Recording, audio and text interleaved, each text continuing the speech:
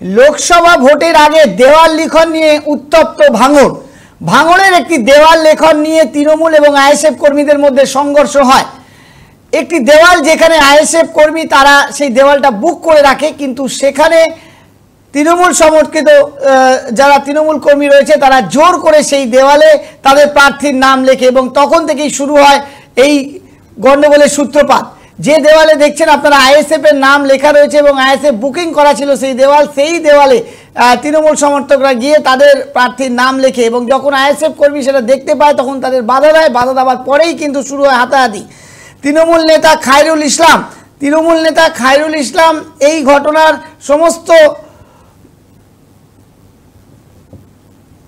তৃণমূল নেতা খায়রুল ইসলাম এই ঘটনার সাথে যুক্ত রয়েছেন এবং খায়রুল ইসলামের নেতৃত্বেই দেওয়াল লিখন চলছিল সেই সময়, এবং সেই সময় আইএসএফ কর্মী পৌঁছায় এবং তাদের সাথে একটা হাতাহাতি পরিবেশ তৈরি হয় এবং আপনারা দেখতে পাচ্ছেন যে আইএসএফ কর্মীকে মারধর করা হয়েছে এবং তাদেরকে মেরে বডি লাল করে দেওয়া হয়েছে, এমনটা ছবি আপনাদেরকে আমরা তুলে ধরে আপনাকে আমরা দেখানোর চেষ্টা করছি। ঘটনাটা কি হয়েছিল চলুন আমরা গ্রামবাসীদের সাথে একটু কথা বলে নিই। কি বলেছে গ্রামবাসীরা আপনাদের শোনাবো, শুনুন।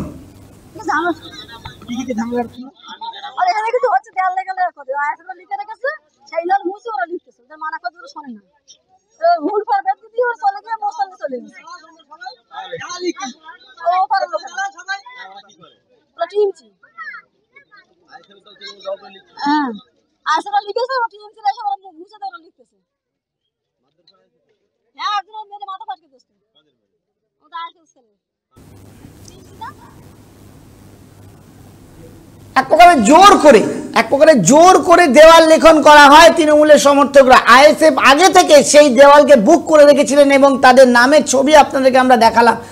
এর ফলে তৈরি হয় তুলকালাম পরিবেশ এবং অশান্তিকর পরিবেশ তৈরি হয় ভাঙড়ে। আমরা আইএসএফ কর্মীর সাথে কথা বলেছিলাম, কি বলছে তারা আপনাদেরকে শোনাবো, শুনুন। সকালবেলা ওরা দেয়ালে চুন টেনে লিখতে এসে ভালো জিনিস, সবাই লিখতে পারে, গণতান্ত্রিক যার সেই অধিকার আছে, কিন্তু আমাদের যে দেয়ালগুলো চুন টানা ছিল বা এসে বলে লেখা ছিল সেইটা মুছে দিয়ে তার উপরে লিখছে। তো ইতিমধ্যে আমার কাছে আমাদেরই একজন ভাই ফোন করেছিল না যে ভাই এরকম আমাদের দেয়ালে চুন টানা আছে, তার উপরে ওরা ফের লিখছে চুন টেনে মুছে দিয়ে আইএসএফ লেখা মুছে দিয়ে। আমি বলি তাহলে দেখো, তাদের বলো যে ফাঁকা আছে তো তারা পাশে লেখ, সবাই লিখতে পারে, কি আছে। সে বাড়িওয়ালাকে বলে তারা এক ভাই হোক দুই ভাই হোক যে ভাই হোক না কেন, আমরা এমনি বাদ দিয়ে লিখেছিলাম যে আমরা কিছুটা লিখবো ওরা কিছুটা লিখবো, আমাদের সেটা সেই হিসাবে। আমরা আইএসএফ এর তরফ থেকে, আমরা টিএমসির তরফ থেকে। তো এবারে প্রথমত ফের ওই ঝামেলা হলে ফোনে কথা কাটাকাটি হয়েছে। আমি গেলাম, গিয়ে বললাম তো সমস্যা, তার আসার সমস্যা মিটে গেল।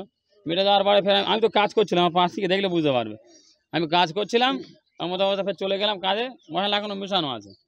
ফের দেখি বলে এখানে আমাদের এই প্রধান সাহেব এসছে, আবার ফের সঙ্গে লোকজন ছিল, সেই সব কারা ছিল আরও ভালো লোক জানে, সব জনগণ জানে। আমি সেই মুহূর্তে ছিলাম না, বললে যে ঝামেলা হচ্ছে বললে আমি ফের কাজ ছেড়ে ফের চলে আসি।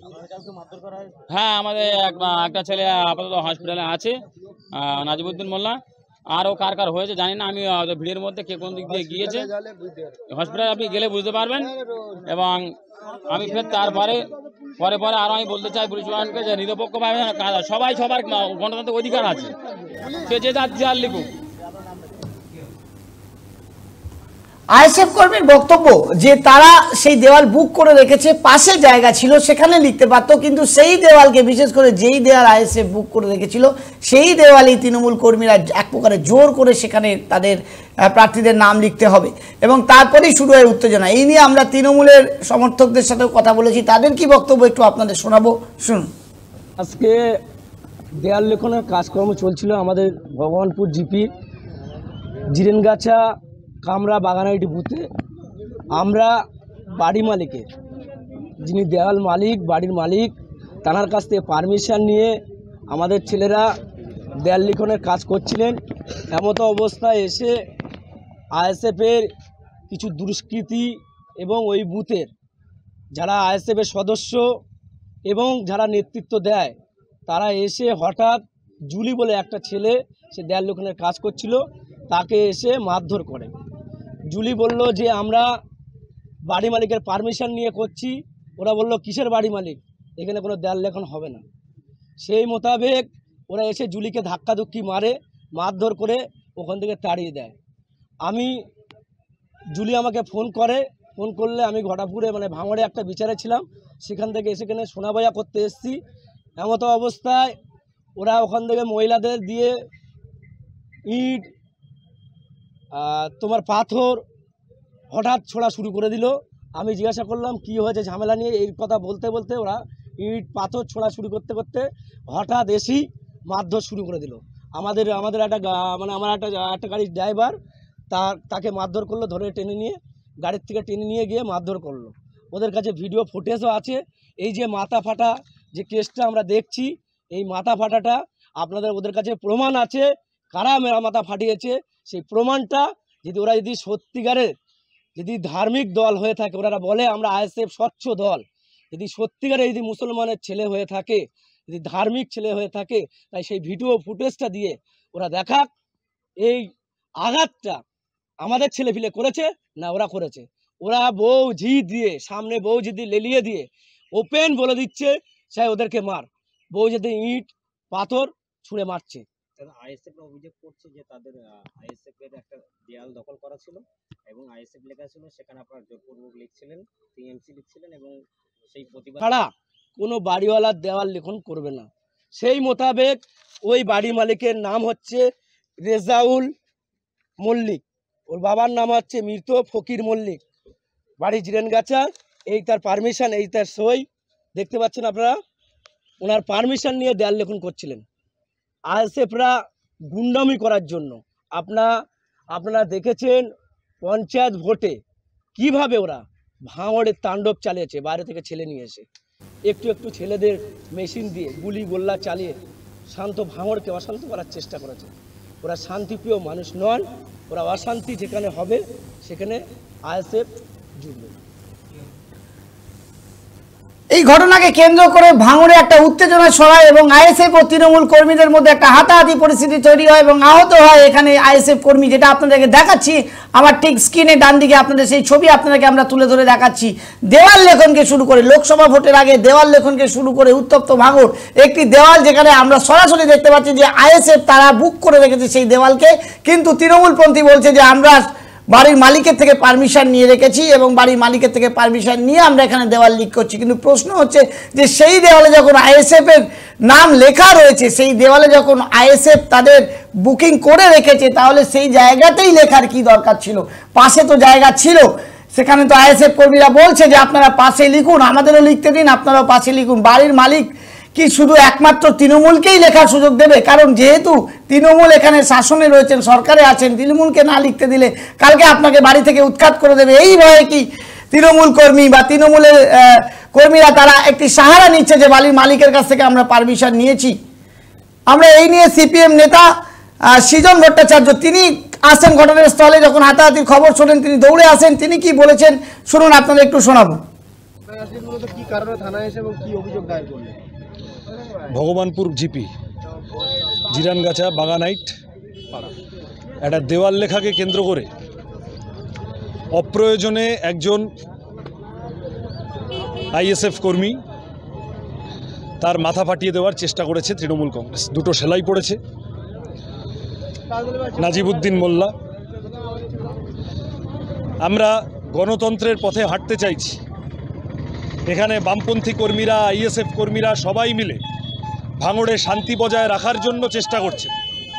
একটা দেওয়াল লেখাকে কেন্দ্র করে তৃণমূল যদি এখন এই জিনিস শুরু করে, তাহলে মানুষের প্রতিরোধ যে জায়গায় যাবে তৃণমূল সামলাতে পারবে না। আইনের জন্য, মানুষের শান্তিতে থাকার জন্য, ভাঙড়ের মানুষ শান্তিপ্রিয়, এই ধরনের ঘটনা যেন আর না হয় তৃণমূল কংগ্রেসের বোঝা উচিত। এই যদি শুরু করে তাহলে কিন্তু অসুবিধা আছে, খবর আছে। ফলত আজকে এখানে এসেছি পুলিশের কাছে, যিনি আহত হয়েছেন অভিযোগ জানিয়ে গেলেন, আমরা পাশে এসেছি, আমরা পাশে থাকবো, আমি থাকবো, আমরা থাকবো। আমরা গণতন্ত্র রক্ষা করার লড়াই করছি এখানে ভাঙড়ে।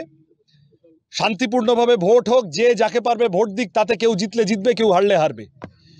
কিন্তু এই অসভ্যতা যদি শুরু হয় এত আগে থেকে, আর এখন রমজানের সময়, লজ্জা করলো না এসে এই মারধর করে এই করতে? আমরা ধৈর্য ধরে আছি, আমরা গণতন্ত্রের পথে আছি, আমরা আইনের কাছে সুবিচার চাইতে এসেছি। সবার মনোভাব যদি এরকমটা না হয় তাহলে কিন্তু ভাঙড় অন্য কথা বলা শুরু করবে, সেটা সামলানো মুশকিল হয়ে যাবে। শুনলেন তো সৃজন চক্রবর্তী সিপিএম প্রার্থী, যিনি যাদবপুর কেন্দ্রে দাঁড়িয়েছেন লোকসভা কেন্দ্রে, তিনি সেখানে ছুটে আসেন এবং তিনি সেখানে এসে সরাসরি বলেন যদি এরকম ধরনের ঘটনা ঘটে তাহলে সামলানো মুশকিল হয়ে যাবে, এমনটাই বলছেন সৃজন ভট্টাচার্য, যিনি যাদবপুর কেন্দ্রে দাঁড়িয়েছেন। ঘটনাটা একটি দেওয়াল লিখন নিয়ে শুরু এবং তারপরে আপনারা দেখছেন যে ঘটনাটা হাতাহাতি থেকে শুরু করে মাথা ফাটানো থেকে শুরু করে একটা রাজনৈতিক উত্তেজনা, একটা চাপা উত্তেজনা আমরা এখানে দেখতে পেলাম। এবং এই ঘটনা এখনও ইলেকশনের বহুদিন বাকি আছে, ইলেকশনের আগেই এরকম ধরনের ঘটনা ভাঙড়ে চিন্তার কারণ হয়ে দাঁড়াচ্ছে। আমাদের প্রশ্ন থাকছে, যদি আপনাদের দেওয়াল লেখারই দরকার ছিল, তৃণমূল কর্মীদের এবং তৃণমূলের প্রার্থীকে আমরা অনুরোধ জানালাম যে যদি আপনাদের দেওয়াল লেখা দরকার ছিল আপনারা পাশে লিখতে পারতেন, কিন্তু ওই জায়গাতেই লিখতে হবে এবং আইএসএফ যেখানে তার দেওয়াল বুক করে রেখেছে সেই জায়গাটা লিখতে হবে, যাতে আইএসএফ লিখতে না পারে, যাতে আইএসএফের কোনো কর্মী দাঁড়িয়েছে, যাতে মাফ করবেন সেখানে আইএসএফ নয় সিপিএমের কোনো কর্মী দাঁড়িয়েছেন সেটা যাতে মানুষ জানতে না পারে। তাই আমি সেই জায়গাতেও দেওয়াল লিখতে দেবো না যেখানে আইএসএফের সমর্থকরা তৃণমূলে, যেখানে আইএসএফের সমর্থকরা যেখানে তাদের দেওয়াল বুক করে রেখেছে সেখানে সিপিএম তাদের দেওয়াল লিখন করতে গেলেও সেখানে তৃণমূল আগে থেকে সেই দেওয়ালকে লিখে নিয়ে নিজের জায়গা বুক করার চেষ্টা করছে। কি বলবেন দর্শক বন্ধু লোকসভা ভোটের আগে ভাঙড়ের এই রকম পরিস্থিতিকে? অবশ্যই আমাদের কমেন্ট করে জানান। আর দেখতে রাখুন 24 আওয়ার্স টিভি। নমস্কার।